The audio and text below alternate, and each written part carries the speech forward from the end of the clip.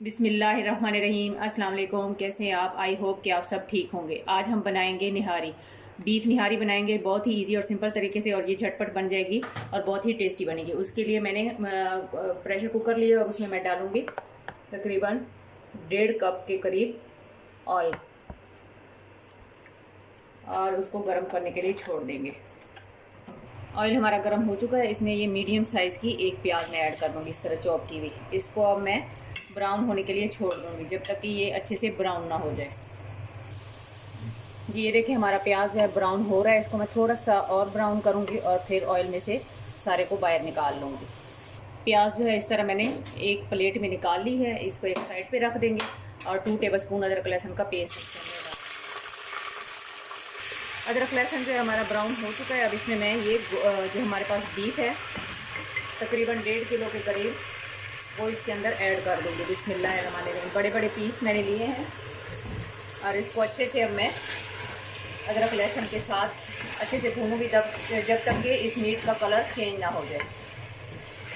Video जो है वो स्टार्ट से एंड तक देखिएगा, कोई भी चीज़ स्किप ना कीजिएगा ताकि आपकी जो रेसिपी है वो सेम बने। स्टेप बाय स्टेप देखिएगा। ये तो मैंने इसके साथ जो है 1.5 किलो के साथ 2 नलियाँ भी डलवा ली थी, ये भी इसके अंदर ऐड कर देंगे। बिस्मिल्लाहिर्रहमानिर्रहीम। इसको भी अच्छे से कलर चेंज होने तक भूनूंगी। अब मैं इसमें नेशनल का निहारी मिक्स मसाला ऐड कर दूंगी, 1 पैकेट के करीब। आपको ज़्यादा जैसे निहारी के लिए बहुत सारे मसाले इकट्ठे करने पड़ते हैं, वो नहीं करने पड़ेंगे। बस 1 पैकेट आप खुशबू के लिए डाल दें और बाकी नमक मिर्च जो है वो अपने हिसाब से, अपने अकॉर्डिंग टू टेस्ट आप घर में जो हम यूज़ करते हैं नॉर्मल, वो इसके अंदर ऐड करके जो है कंप्लीट कर लें इसको। जी अब इसमें ये अच्छे से भून चुका है मसाले के साथ। इसमें पानी ऐड कर देंगे। आप अपने इलाके के हिसाब से और गोश्त के हिसाब से जितना पानी ऐड कर सकते हैं जिसमें ये अच्छे से गल जाए, उतना पानी इसमें ऐड करें।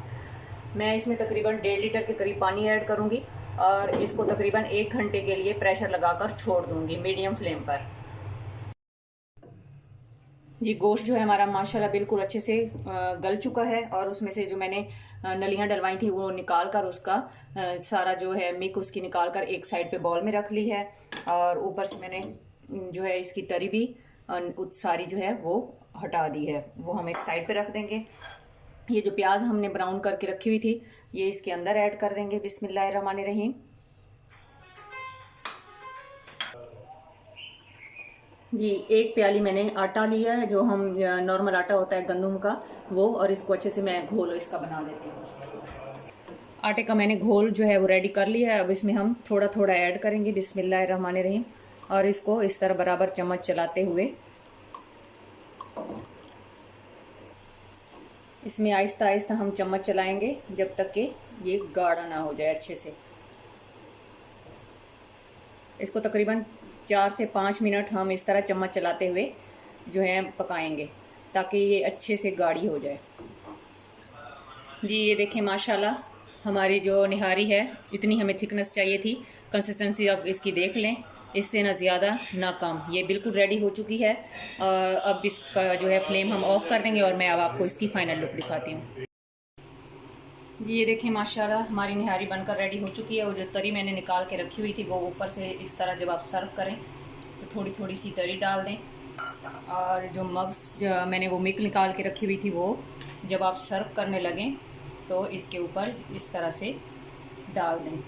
एक तो ये लुक वाइज अच्छा लगेगा और दूसरा खाने वालों को भी ये ज़बरदस्त लगेगा इस तरह से।